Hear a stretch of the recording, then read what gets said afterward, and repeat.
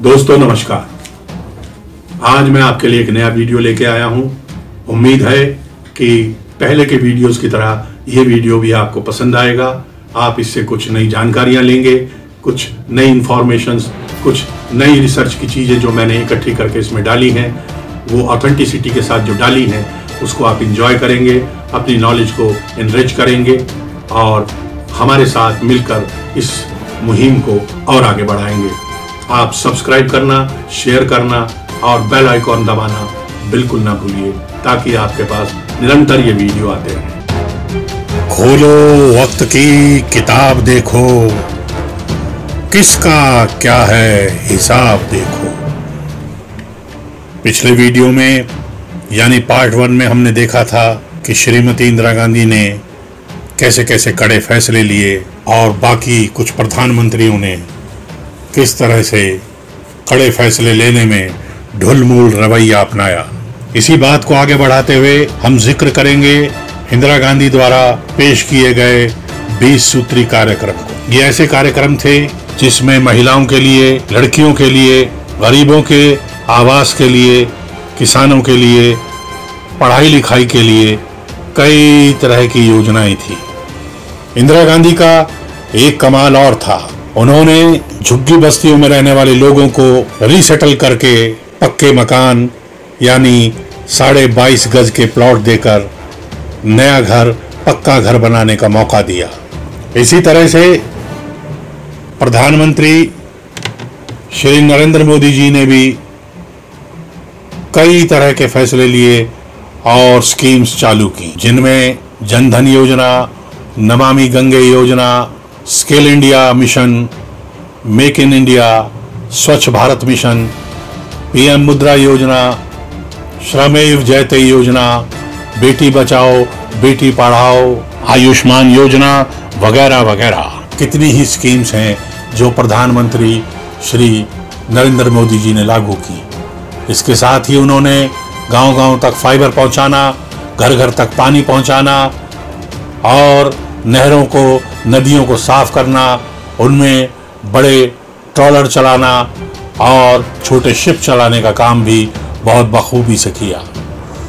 लेकिन कुछ काले धब्बे ऐसे भी हैं जो प्रधानमंत्री श्री नरेंद्र मोदी जी का आज तक पीछा करते हैं। उसमें गुजरात का गोधरा कांड और उसके बाद होने वाले हिंदू मुस्लिम दंगे, ये एक ऐसी त्रासदी थी जिसमें सैकड़ों लोगों की जान चली गई, जिसका आक्षेप सीधे सीधे प्रधानमंत्री श्री नरेंद्र मोदी जी पर लगा।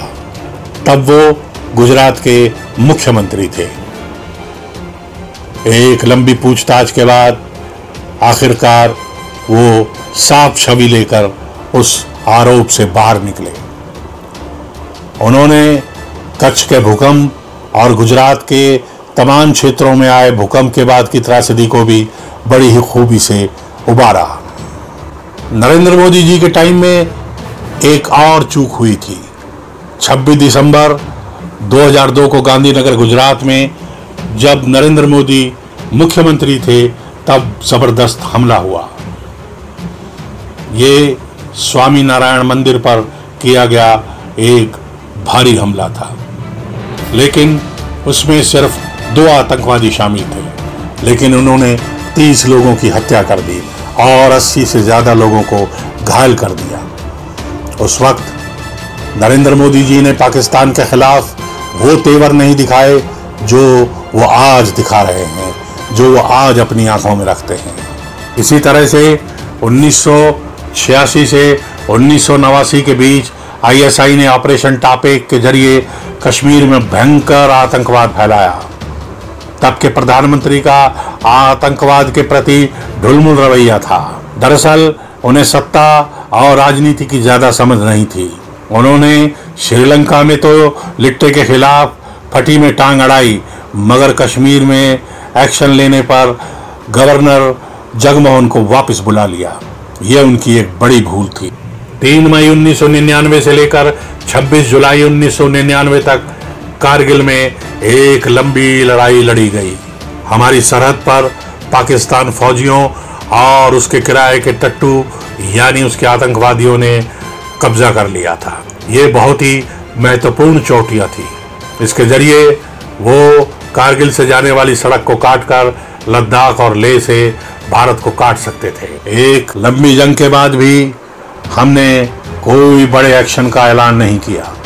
हम अपनी ही सरहद पर उनसे लड़ते रहे, लेकिन उनकी सरहद में घुसकर उन्हें मारने, उन्हें सबक सिखाने की हमने कोई भी जरूरत नहीं की।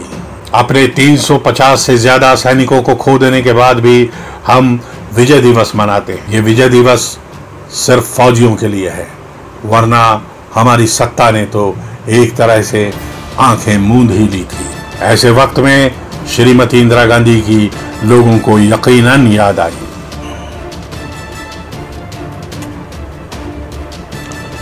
आठ नवंबर 2016 को प्रधानमंत्री श्री नरेंद्र मोदी जी ने एक और ऐसा जबरदस्त फैसला लिया कि पूरी दुनिया, पूरा भारत, पूरा विपक्ष सन्न रह गया।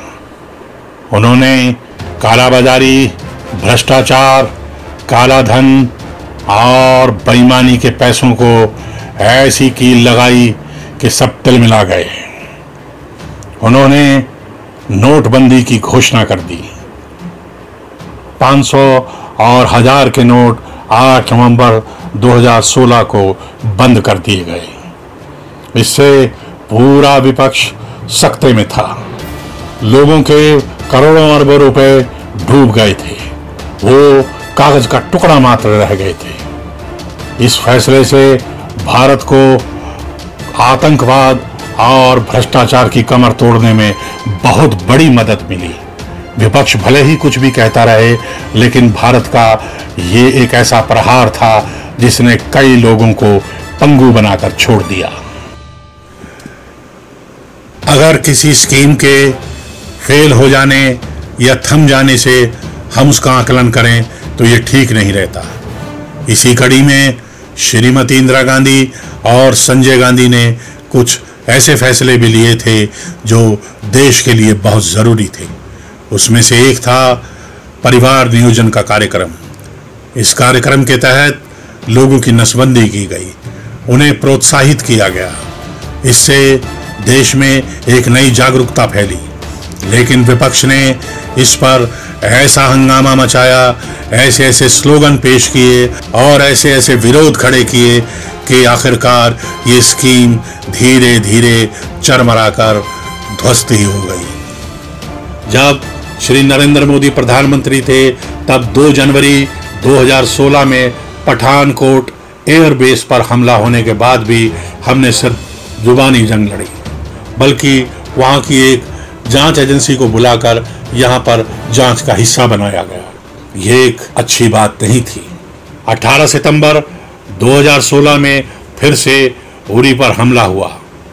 हमारे 19 जवान शहीद हो गए, मगर शुक्र है तब नरेंद्र मोदी ने अपने तेवर दिखाए और एक जबरदस्त सर्जिकल स्ट्राइक करके उनके सैकड़ों आतंकवादियों और फौजियों को ढेर कर दिया।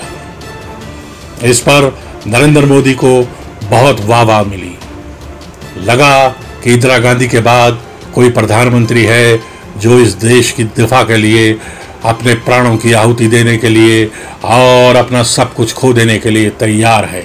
इसके बाद पुलवामा का हमला हुआ। पुलवामा के हमले ने पूरे देश को दर्द के समंदर में डुबो दिया। 14 फरवरी 2019 के इस कायर हमले में हमारे 40 जवान शहीद हो गए। इस बार नरेंद्र मोदी जी ने जबरदस्त जिगरा दिखाते हुए बालाकोट पर रात के वक्त हमला करवा दिया। हमारी वायुसेना उनके बालाकोट में घुसकर उनके 350 से ज्यादा आतंकवादी और फौजियों को मारकर वापस आ गई। इसके बाद पाकिस्तान ने अगले दिन सुबह एयर स्ट्राइक करके भारत को डराने की कोशिश की। इसमें एक जबरदस्त हवाई जहाजों की मुठभेड़ हुई, जिसमें पाकिस्तान का एक जहाज मार गिराया गया, लेकिन भारत का भी एक जहाज गिरा दिया गया। इसमें पायलट अभिनंदन पकड़ लिए गए, लेकिन नरेंद्र मोदी जी ने चेतावनी दी कि अगर उन्हें खरोंच भी आई तो पाकिस्तान का वो हश्र करेंगे जो उन्होंने कभी सोचा भी ना होगा। पाकिस्तान के जनरल बाजवा और प्रधानमंत्री की टांगें कांप गई। 24 घंटे के अंदर ही इमरान खान ने ऑर्डर देकर अभिनंदन को सकुशल भारत वापस भेज दिया। ये एक ऐसा कारनामा था जिसने नरेंद्र मोदी को लोगों के सर माथे पर बिठा दिया। इसके बाद नरेंद्र मोदी जी की एक परीक्षा और बाकी थी। 15 जून 2020 की रात का वो समय जब हमारे 20 जवानों को धोखे से कटीली तारों वाले डंडों और रोड़ों से मार मार कर शहीद कर दिया गया। ये एक धोखा था। इससे पहले ही लद्दाख और गलवान की घाटी में टेंशन बढ़ चुकी थी। दोनों तरफ की फौजें आमने सामने थी। बिना हथियार के झड़प हो रही थी। जगह जगह तनाव था। लेकिन इस हत्याकांड के बाद भारत की फौज तिलमिला गई। उन्होंने उसी रात वापस लौटकर चीन के वो छोटी आंखों और ठिगने कद वाले 45 से ज्यादा जवानों को ढेर कर दिया। भारत ने वहां पर 4 महत्वपूर्ण चोटियों पर कब्जा कर लिया और चाइना को दबाव में ले आया। चाइना कुछ ना कर सका। आखिरकार वार्ता होती रही और चाइना को अपना बोरिया बिस्तर गोल करके अपने फौजियों के साथ वहां से पीछे हटना ही पड़ा। नरेंद्र मोदी जी के ऐसे कई कारनामे हैं जिसका कोई जवाब नहीं है। अगर वो इंदिरा से 19 नहीं है तो इंदिरा से 21 भी नहीं है। वो इंदिरा के बराबर की टक्कर के नेता हैं। कई मायनों में तो वो इंदिरा जी से भी आगे निकल जाते हैं। आज भारत एक ऐसी ताकत बन चुका है। श्री नरेंद्र मोदी जी ने भारत को वहां पर लाकर खड़ा कर दिया है जहां उसको मैली आंख से देखने की जरूरत कोई भी नहीं करता। ये कदम दिन ब दिन बढ़ते जा रहे हैं। नरेंद्र मोदी का ही कमाल है जिन्होंने पाकिस्तान को घुटनों पर लाकर टिका दिया है। वो भीख मांगने की नौबत पर आ गया है। पूरे देश को उन्होंने बाकी विश्व के साथ एकजुट कर दिया है। आज भारत की ताकत इतनी है कि उसकी एक बात पर दुनिया के तमाम देश उसके पीछे खड़े होने के लिए तैयार हैं। इसी बात से चाइना और पाकिस्तान परेशान हैं। श्री नरेंद्र मोदी जी की कोरोना के खिलाफ लड़ाई भी एक जबरदस्त अभियान रहा है। दुनिया के WHO और बड़े बड़े मुल्कों ने नरेंद्र मोदी जी की कोरोना को कंट्रोल करने की बहुत तारीफ की है। उन्होंने भारत के 130 करोड़ लोगों को जिस तरह से चेताया, जगाया, एकजुट किया और उन्हें समझाया, उससे लाखों करोड़ों लोगों की जान बच गई। कोरोना बार बार सर उठाएगा, कोरोना पलटकर वार करेगा, लेकिन हमें पूरा भरोसा है कि हमारे प्रधानमंत्री श्री नरेंद्र मोदी जी दूसरे राज्यों के साथ मिलकर इस महामारी को हरा कर ही छोड़ेंगे। श्री नरेंद्र मोदी जी ने एक जबरदस्त कारनामा और किया। उन्होंने 70 साल से ज्यादा वक्त से हमारे माथे पर लगे हुए एक दाग को एक ही झटके में साफ कर दिया। उन्होंने कश्मीर से धारा 370 और 35 से हटाकर लाखों लाख कश्मीरी हिंदुओं और देशवासियों को एक जबरदस्त तोहफा दिया। अब पूरा भारत नीचे से ऊपर तक एक संविधान और एक कानून में गुंथ गया है। श्री नरेंद्र मोदी जी ने एक कारनामा और किया है। उन्होंने राम मंदिर निर्माण के अपने वचन को पूरा कर दिया है। भले ही उसमें सुप्रीम कोर्ट ने फैसला दिया हो, लेकिन उसमें सरकार की कोशिश, पहल और जद्दोजहद कहीं से भी कम नहीं आकी जा सकती। आज राम मंदिर का निर्माण हो रहा है। श्रीमती इंदिरा गांधी और नरेंद्र मोदी जी के बारे में बात करते हुए हम सिर्फ इतना ही कहेंगे कि आप ही देखो, आप भी परखो, कौन कहां तक कितने पानी में है। यानी कौन कितना था पानी में, फैसला तुम ही करो। दम है किसकी कहानी में, फैसला तुम ही करो।